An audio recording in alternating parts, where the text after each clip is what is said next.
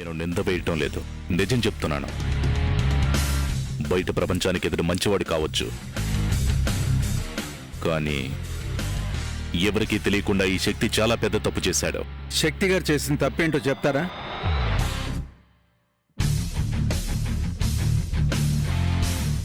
శక్తి అనే ఇతను నా కూతుర్ని కారుతో యాక్సిడెంట్ చేసి దారుణంగా చంపేశాడు.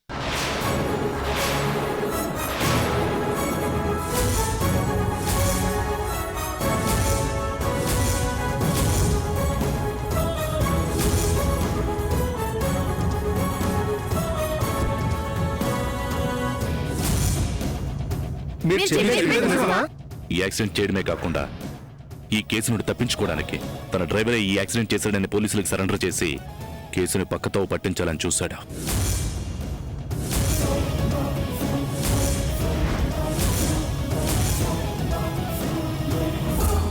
మీరెవరో మాకు తెలీదు. మేయర్ గారి కుటుంబానికి సమాజంలో మంచి పేరుంది. ఉమాదేవి గారి భర్త కూడా మేయర్గా ప్రజలకు ఎంతో సేవ చేశారు.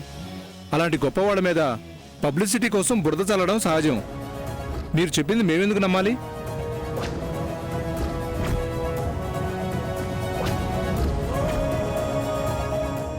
మేయర్ గారి మీద కోపం పెంచుకొని ఆవిడ పరువు తీయటానికి మీరు ఇదంతా చేస్తున్నారనిపిస్తుంది.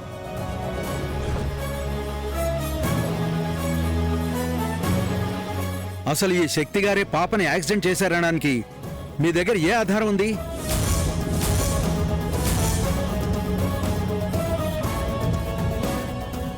ఏ సాక్ష్యంతో మీరు మేయర్ గారి కొడుకు మీద తప్పుపడుతున్నారు? ఉంది.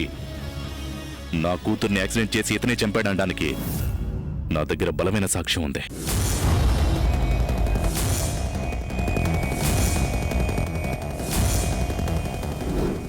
ఉంది అని చెప్పి ఊరుకుంటే సరిపోదు సార్.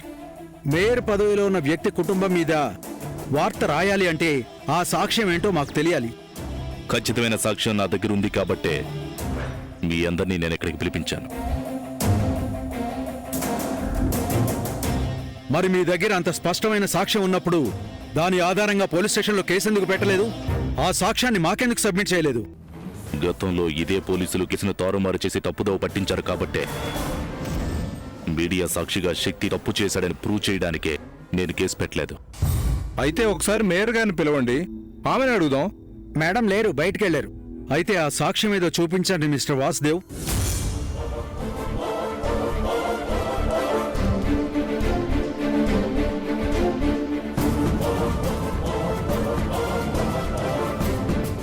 ఎక్స్క్యూజ్ మీ, నేను శక్తితో పర్సనల్గా 2 నిమిషాలు మాట్లాడాను. ఆ తర్వాత మీకు సాక్షిని అప్పగిస్తాను. ఓకే. శక్తి,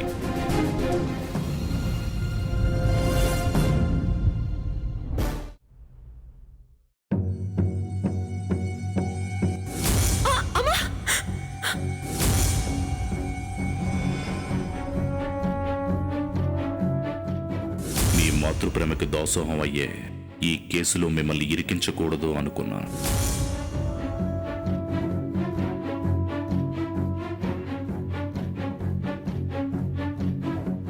నా కూతురు మీద నాకున్న ప్రేమ ముందు తల్లిగా మీ కొడుకు మీద మీకున్న ప్రేమ నిలబడలేదు మాతృమూర్తి గారు. మీ కొడుకు శక్తిని లోపలికి పంపించాను. ఇక ఎప్పటికీ బయటికి రాడు. తనకి శిక్ష పడక తప్పదు.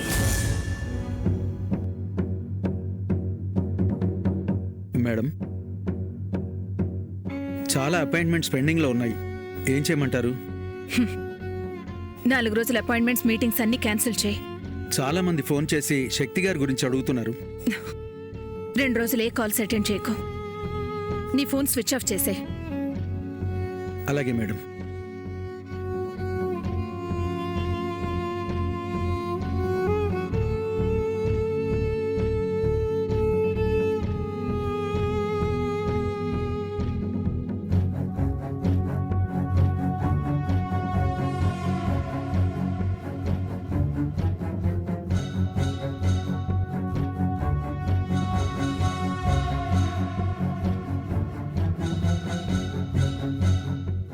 అందరూ ఫోన్ చేసి మీ అన్నయ్య తప్పు చేశాడా, ఆ తప్పుని మీ అమ్మ సపోర్ట్ చేస్తోందా? వాసుదేవ్ ప్రెస్ మీట్ పెట్టేంత వరకు ఎందుకు మీ అమ్మ మీ అన్నయ్యని పోలీస్ సరెండర్ చేయలేదు? అంటే ప్రజలకు న్యాయం, మీ కుటుంబానికి ఒక న్యాయమా అని రకరకాల ప్రశ్నలతో వేధిస్తున్నారమ్మా. వీటన్నిటికీ సమాధానం చెప్పలేక చాలా టెన్షన్గా ఉందమ్మా. తప్పు చేశానని అన్నయ్య స్వయంగా ఒప్పుకున్నాడు. కేసు కోర్టుకి వెళ్తుంది. వాసుదేవ్ అంత తేలిగ్గా వదలడు. అన్నయ్యకి ఖచ్చితంగా శిక్ష పడేలా చేస్తాడు. అప్పుడు అన్నయ్య భవిష్యత్ ఏంటి? అన్నయ్య ఇంకెప్పటికీ మేయర్ కాలేడు కదమ్మా. టెన్షన్ పడకమ్మా.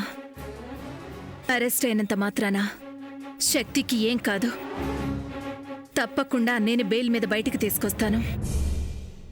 ఆ వాసుదేవ్ ఏ దారిలో వచ్చినా ఎదురెళ్ళి మీ అన్నయ్యని కాపాడుతానమ్మా.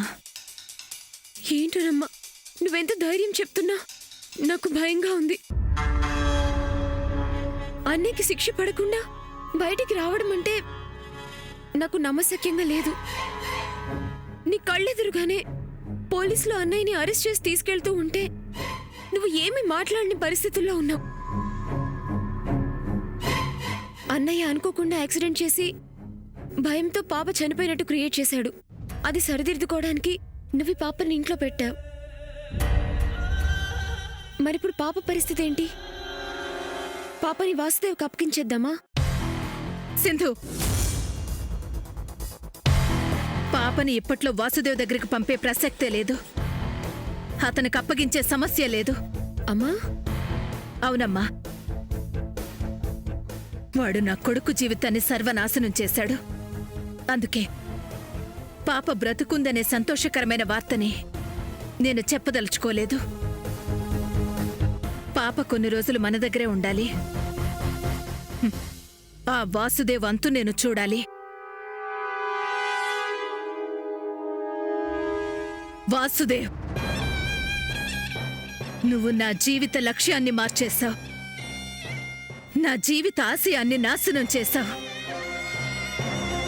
ఈ ఉమాదేవితో పెట్టుకుంటే దాని పర్యవసానం ఎలా ఉంటుందో నీకు త్వరలోనే తెలిసేలా చేస్తాను. ఎలాగోలాగా అన్నయ్య బయటికొచ్చి శిక్ష పడకుండా చేయమ్మా. సింధు, నువ్వు ప్రశాంతంగా ఉండు. నేను చూసుకుంటాను.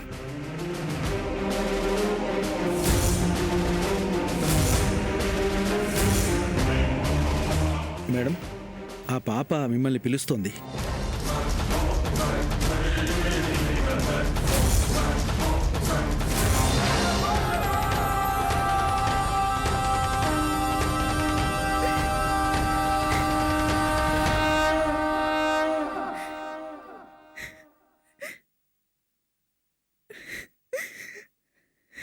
ఏమైందమ్మా?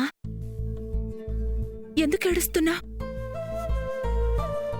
మీరు బయటికి వెళ్దామంటే నన్ను నాన్న దగ్గరకు తీసుకెళ్తారనుకున్నాను నాన్నమ్మ.